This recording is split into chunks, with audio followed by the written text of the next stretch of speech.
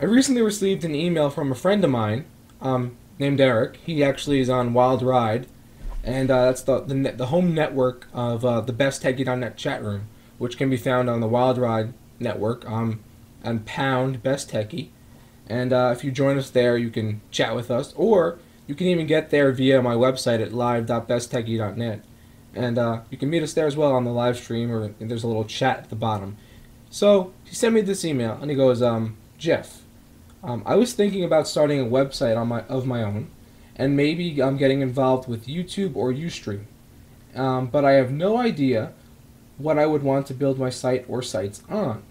I was wondering if you had any suggestions as far as ideas, and I was curious how BestTechie.net came to be, as well as any other sites you own. Would I want to find someone to partner with? I was also thinking of using a free hosting service that he found until the website got bigger and developed a solid user base. Is this something you think would be okay in the beginning? And he writes, and yes, I watched your web hosting video. I would greatly appreciate any ideas, advice you have. Thanks, Eric. Well, Eric, let's start at the beginning. You want to start a website. The best way to start a website, or to create a website, is to base the website on something you know something about, or you have an interest in, and you want to know more about the topic. That is probably the best way to start a website. You need, because if you don't know what you're talking about in the first place, no one's going to take you seriously, and they're not going to join the website.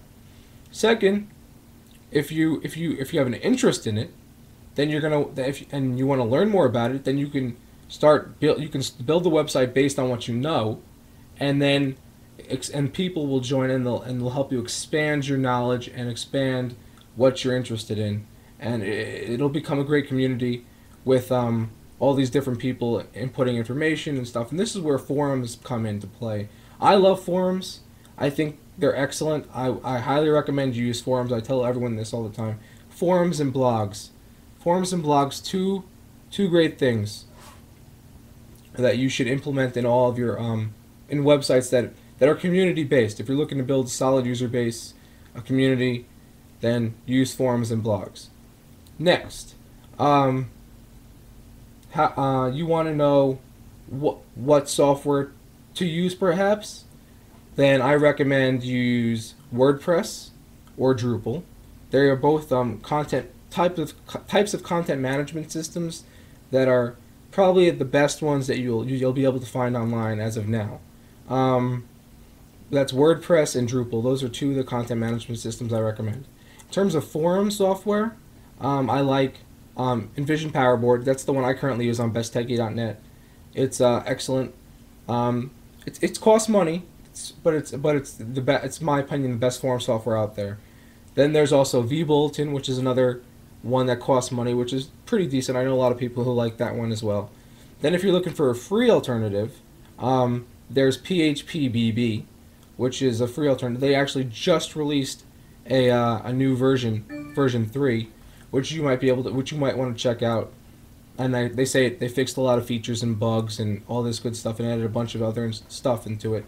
I haven't played with version 3 yet, but I have played with the earlier version, the last version of version 2. There's also Simple Machines Forum, which is another free one that I recommend, and I have used that one as well. I would say those are probably the four that I would recommend. That's Envision PowerBoard, vBulletin, PHPBB, and Simple Machines. Simple Machines is free. It's a free software as well. In terms of how BestTechie.net came along, and any other sites I own, well, like I was saying earlier in the video, how they came along is basically because I had an interest in technology. I loved helping people. I wanted to help more people. I wanted to create a community where everyone could get help and just, be friendly. Friendly tech support is excellent, as well as a place where I could publish my knowledge and share it with other people so they could, learn something. So that's how BestTechie.net came along. Other sites that came along of mine, like Busy Business and Tom Is My Hero, which are not as developed as BestTechie.net, but they came along because I have an interest in business. I also love the band Blink 182 and Angels and Airwaves, which Tom DeLonge is a member of, but was a member of Blink and now is currently a member of Angels and Airwaves. It's his new band. They're just things that I have interest in that I really wanted to share with other people. So if let's say you have an interest in sports and you want to start a sports talk community, that's then go that's what you should do. Or if you like cars, start a car community. But the key is to getting a successful community is finding a group of people to help you out to start. When you start, if you do it all by yourself, it's not gonna work, because you're gonna burn yourself out. You're gonna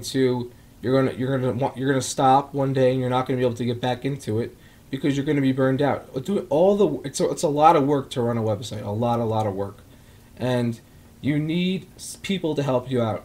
So if you can find a bunch of friends with similar interests as you, or friends you've met online. They don't have to be in person. Just people you trust and they have similar interests with you and they want to help you.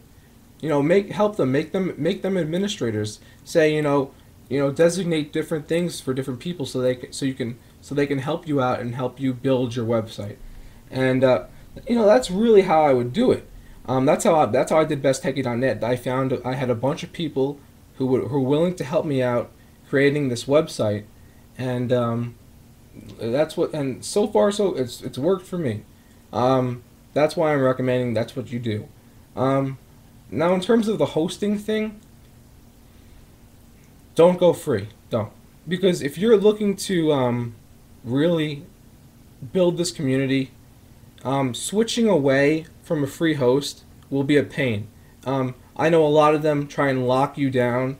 It's hard to get backup sometimes of all your data, especially, and not to mention not all of them offer MySQL and PHP, for example, which are necessary to run these like WordPress, Drupal, Vision, PowerBoard, and so on, or they don't give you full access to what you need in order to maintain them.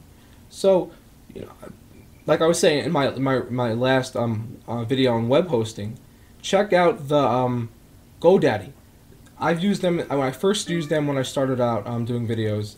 Started off doing besttechie.net, and they really were helpful. Their service was fine, the uptime was fine. I had no issues. Site was always up and running. I know other people have used them and they've been okay with them.